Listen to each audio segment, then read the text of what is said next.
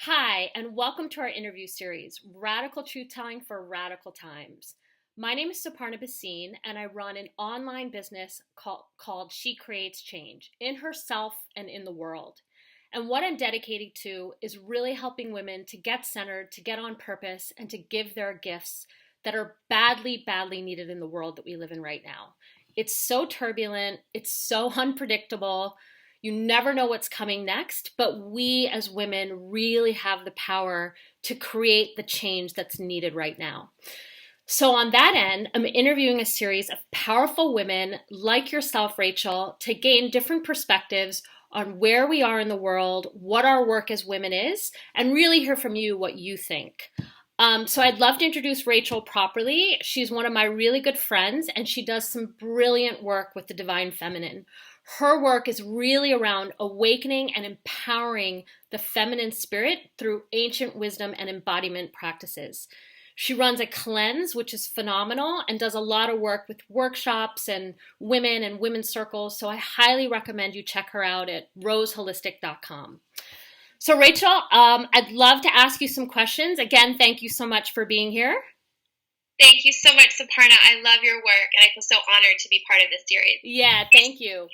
All right, so my first question is this, and we've been asking everyone the same thing. Did you march? Yes or no? And if you did or didn't, why and how was it? Yes, I definitely marched.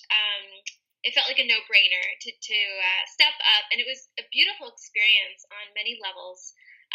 One, I mean, just them in the most natural sense, to be connected to millions of people, Yeah. men, women, children from around the world, and to feel the magnitude of us all standing for something that we all believe in so deeply, was so powerful. And I live in the Bay Area, I live in Yeah. Marin, and so it was also a very mysterious night. It was kind of rainy, and I got there right around twilight, and we got just to the front line, so we saw the whole march come towards us, and it was like, whoa, this is amazing. And I really felt, I went with two of my dear sisters, and we've been doing women's work for many years now, so it felt really great to go together.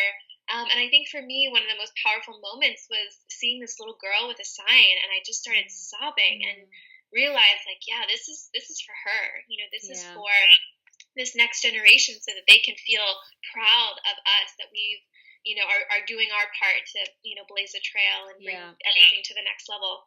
I will say, as I was marching, there was something, a little part of me that was kind of cringing a bit, and I still haven't quite pinpoint what that was, but I think it was like, okay, this is great. People are some people are happy, some people are angry. They've got their signs, they're making their point, and it's kind of like, okay, now what? What happens tomorrow? What happens next week? And I really felt just this deep call and wish that just that this movement, this march would propel people forward. And whether you're a feminist or you do women's work or whatever it is, that in every way, in the smallest way possible, that we're changing the way that we see things, the way that we speak, the way that we engage, across the board in many different areas and walks of life. So I'm seeing that start to unfold, and I'm excited to see it unfold even more in the season. It's funny. We have a mutual friend actually who came to visit me in Melbourne right after all of this was going on, and he said there's a meme of a guy where he's changed his profile to like the French flag, and so it's his profile picture with the French flag because he's, making a statement about Paris and what happened in Paris. But in the meme, he's watching the TV with the world burning down, like the whole world is burning down on the news, and he's sitting with a bowl of popcorn, eating popcorn, watching the news, and all he's done is changed his Facebook profile. And so I felt the same way, like if we marched, if we're posting on Facebook, it's all good, but I truly believe it's time for any unfulfilled dreams, for any sort of passions and interests we have to make a change in the world, that we've been activated, and we have a bigger responsibility than ever to not stay complacent, because change is going to happen through people like you and I and people listening to this interview, and we can't expect other people to do it anymore. Like that can be, I think, the blessing in disguise from this moment that we're in.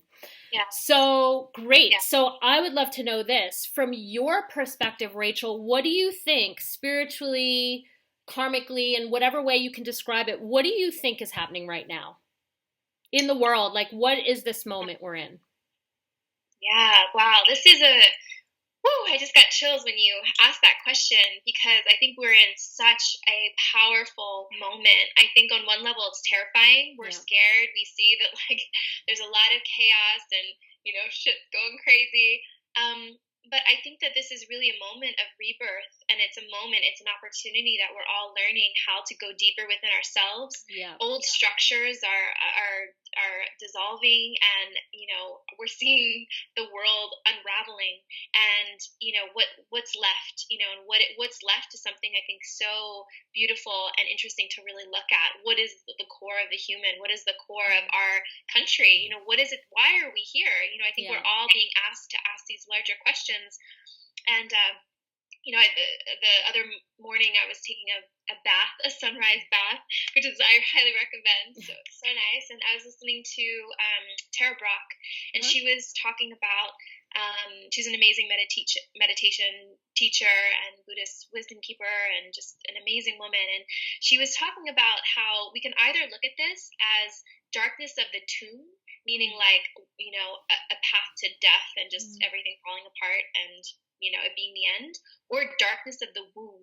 And she was saying if we approach it with this idea of darkness of the womb, that it actually allows us to consider, what does that mean to be in the womb? What is this energy of darkness, the fertility, the possibility that is in that space of darkness? And if we can continue to move through that and breathe and stay open and curious and just hold that hope that on the other side of this is a rebirth, of our whole society elevating and coming back to what's real and what's true and what's important and what has integrity. And for me, the bigger why is really, in service of the feminine, in service of nature, in service of beauty. So right now we have all these systems that are driven by power and money, and that's why there's distortion. We don't have the sacred masculine systems really holding the feminine, So women are rising, men are rising. We're all learning more about the feminine, and at the same time, I think we're learning a lot about what it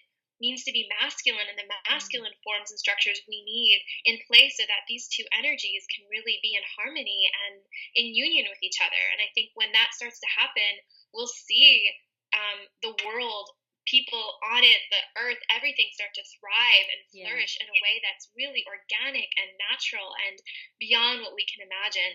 And I think, for me, I'm learning a lot about darkness within myself, and I'm doing that inner work and kind of churning up the lessons. And I see this happening in my sisterhood. I'm seeing this in my clients. I think we're all on a global level really being asked to look in some uncomfortable places. And I think that if we continue to look at it in its eye with that compassion and with that loving awareness and with that, I see you, I love you, I am standing here, I'm not going anywhere.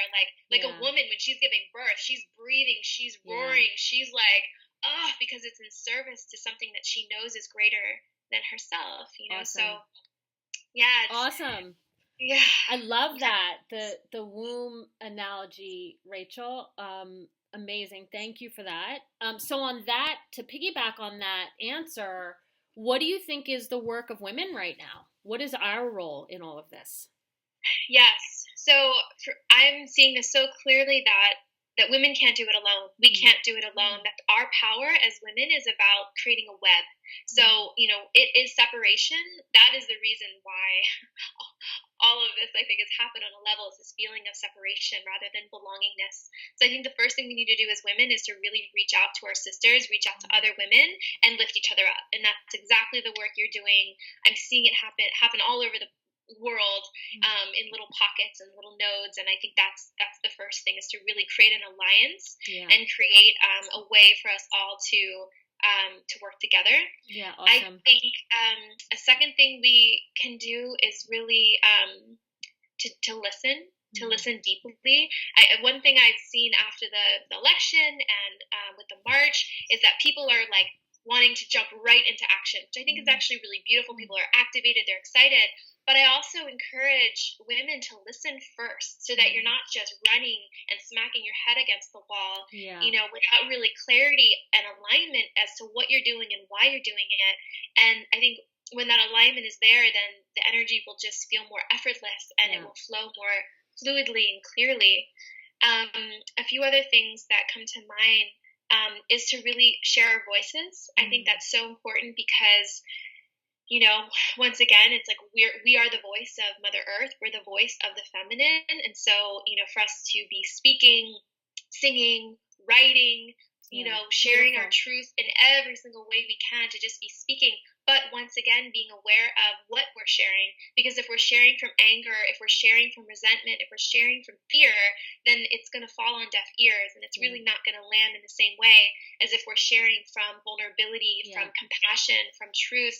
And that requires us to be doing our work, So the third thing I would share is to be meditating every day, to be walking, spending time in nature, to get into your body, because the wisdom of the feminine is within our body. It's in our wombs. It's in our bones. It's not in our intellect. Our intellect serves the wisdom and helps to bring it out into the world, but ultimately, it's only through direct connection and experience and transmission will we actually be able to speak, from a deep, deep, deep, authentic place. Yeah, I love it. And I'll just share one more thing. Yeah, go for it. Is really important is, that we learn sustainability, within ourselves. So I see this happening with a lot of activists where they're pumped up and they're, and they're fiery and they're ready to go, but then they burn out. Totally. So what does it look like for us to practice radical self-care? And not like self-care, like I'll get a facial, but like, holy shit, I need to take a bath every day. I need to be honoring my body. I need to be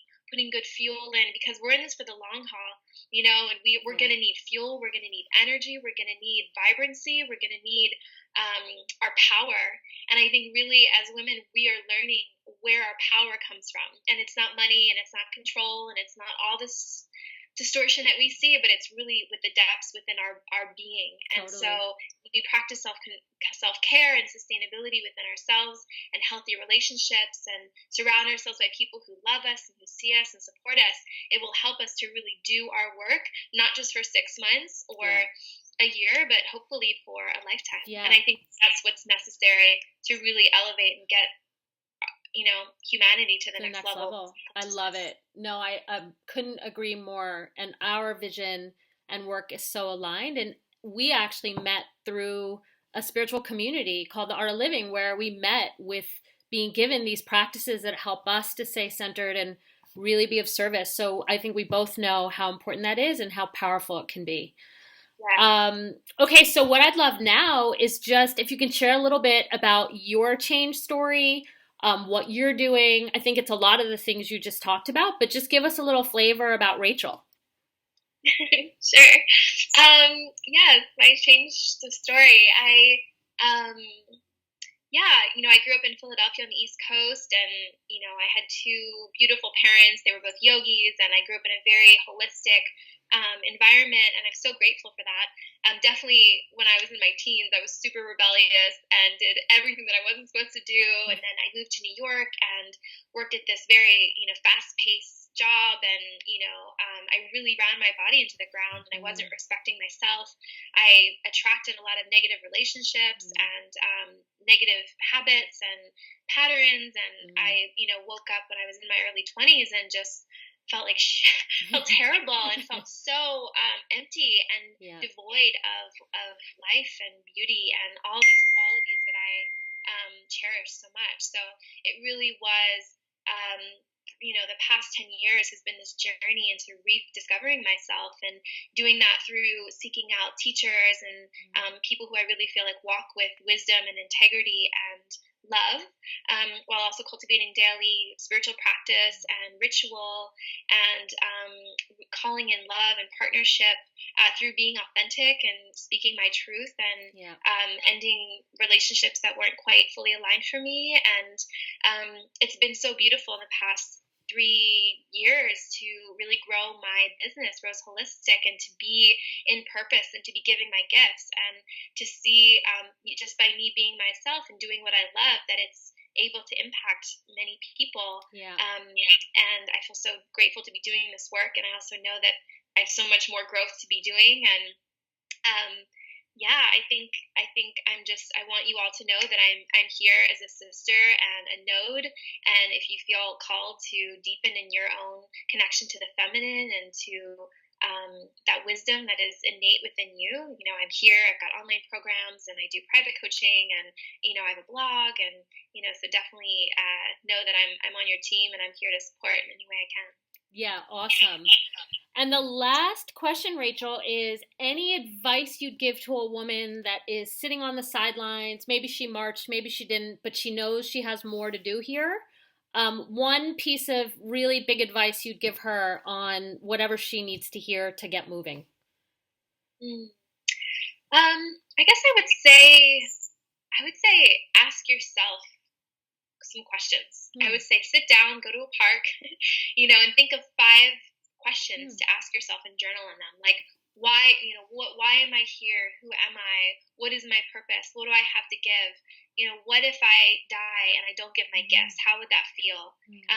There's a bunch of questions. You can email me. I can shoot off a bunch more. But to really get clear on the deeper why, because I think there's so much happening right now, and it can feel very overwhelming. And I feel that as well. And what is my role? And how can I give my gifts? And how can I make the biggest impact? And sometimes that can feel so big that you end up just not doing anything and wanting to retreat and sit in fear. And so I would say just really connect with your heart and your big why. And I really believe that when you're aligned with that big why, that you will be pulled towards how you can support. And you'll get a phone call and someone will say, hey, we're doing this, come on. And you're like, yes. And you know it, and your heart knows it. And you can just manifest your needs so much quicker if you're clear on what it is and why you want that and why that's important.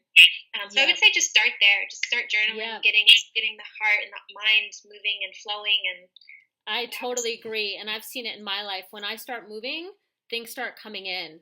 Because we're attractive beings, right? As the feminine. So we'll attract the things we need, but it is important to make movement also. And to be willing to have clarity and everything else that comes with that. So Rachel, thank you so much. Again, you can check Rachel out at roseholistic.com, right? Yeah. Awesome. She's one of my great friends. I highly recommend her work. Rachel, we're going to be hosting a big gathering of women where we're going to run circles and support them. So we'd love for you to join us, be part of the sisterhood that we're creating that you and I are already a part of. And we look forward to seeing you soon. Beautiful. Thank you so much. Thanks. Bye.